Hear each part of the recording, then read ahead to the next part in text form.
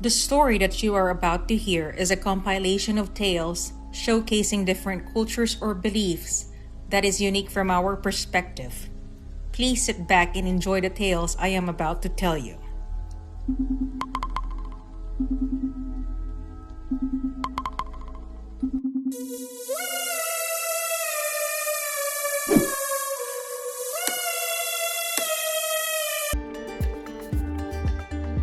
Sandra Ilene West was a Texas oil heiress and a Beverly Hills socialite.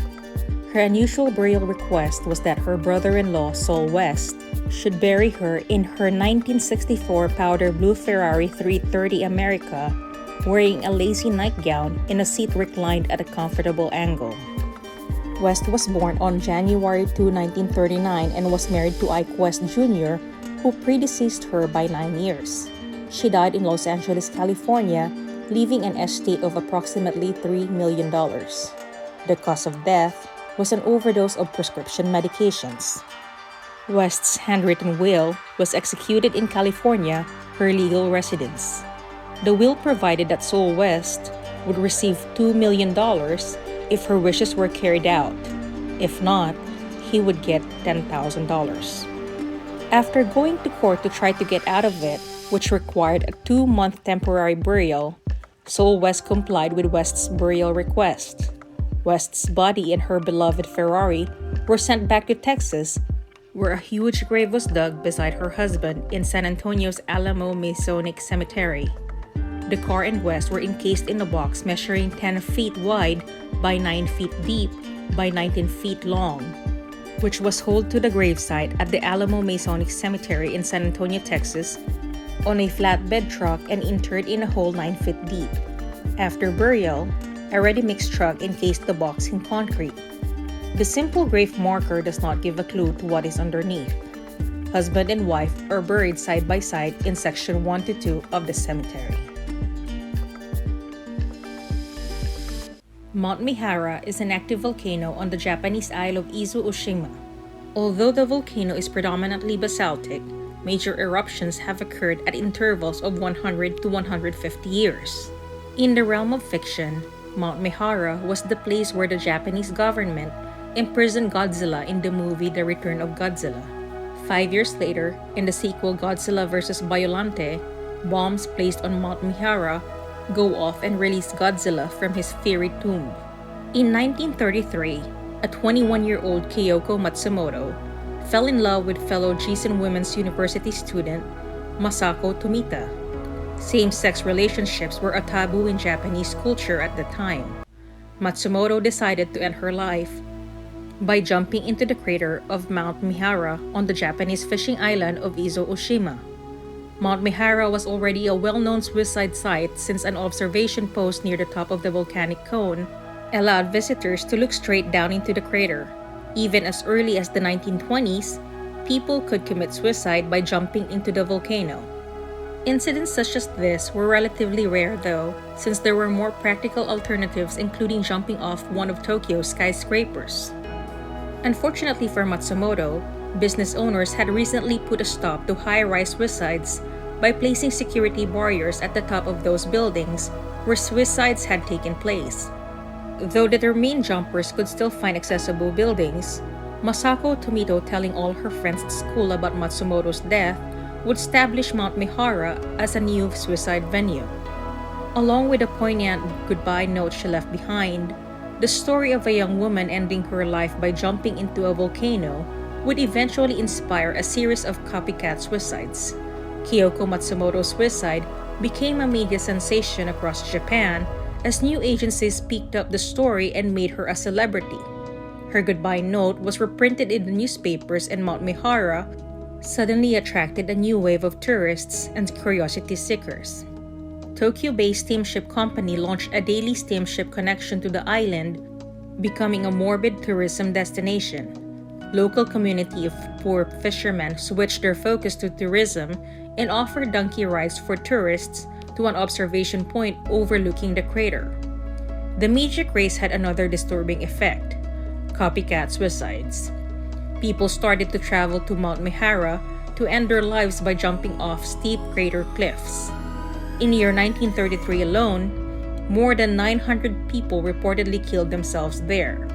Tourists traveled to the infamous volcano just to sit and wait for another inevitable suicide jumper. Media reports claim that over 2,000 people committed suicide in Mount Mihara in 1930s.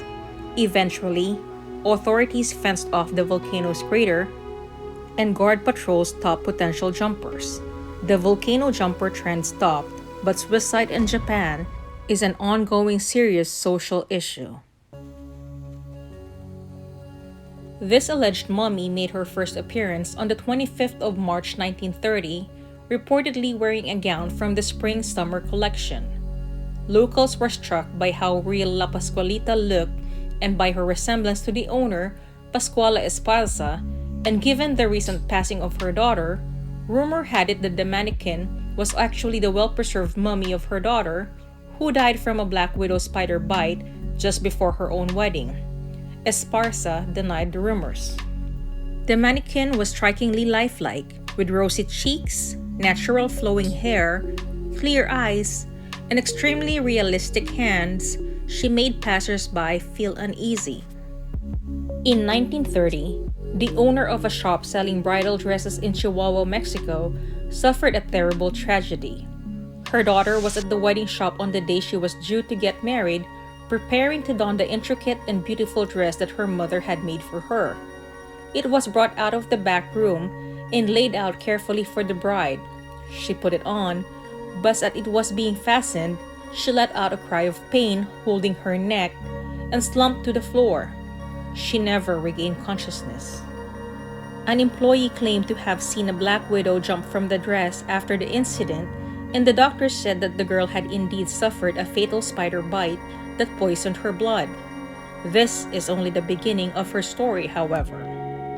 Her mother was distraught and could not bear to part with her daughter, so, in secret, she hatched a plan to keep her close forever. According to legend, she enlisted a local funeral parlor to deploy all their skills in embalming the girl so that she looked almost alive, and then, instead of taking the body to the church, she installed it in the wedding shop storeroom where she could look at her all day. Exactly 1 year after her death, which would have been the girl's first wedding anniversary, locals were greeted by a new mannequin in the dress shop. It was wearing the very same dress that the owner's daughter had been wearing when she was killed. When people who had known the girl commented on how the doll looked just like her, the owner claimed that any resemblance to her daughter was just a sad coincidence, but that she couldn't bear to get rid of that dress. The mannequin started to attract visitors who were drawn by her beautifully lifelike features, and soon, people began to go to the store just to gaze in wonder at La Pascualita as she became known. Rumors began circulating that the dummy did not just look like the dead girl, it was the dead girl.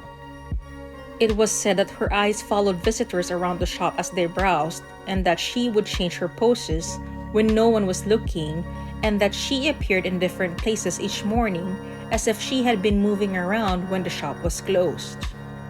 One story described how a magician had fallen in love with La Pascualita and would take her out dancing at night. The owner continued to deny it. Who would do such a thing? But people who worked in the store were in no doubt that La Pascualita was more than a lifeless mannequin. When they got up close to change her dress, they would break out in a cold sweat, disturbed by her long delicate eyelashes, slightly wrinkled hands, green eyes that appeared to be wet with tears, and even varicose veins on her legs. Even skeptical observers, determined to prove to others that the figure was only a mannequin, were said to be so captivated by her beauty that they left the shop convinced that she was real. Experts agree that La Pascualita is not a corpse. For a corpse to stay in such a pristine condition, the environment must be perfect. The embalming must be flawless, and constant work would need to be done. Something that is not possible in a small-town bridal shop window. After the owner died, the legend of La Pascualita continued to live on, and today, people still travel from miles around to marvel at her beauty and the green eyes that follow you around the room.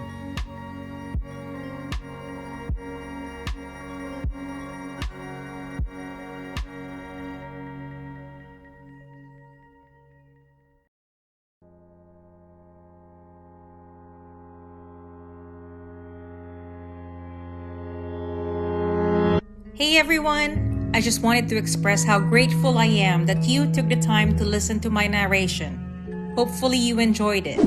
I am Twysted Mind and please enjoy the rest of your day. Salamat!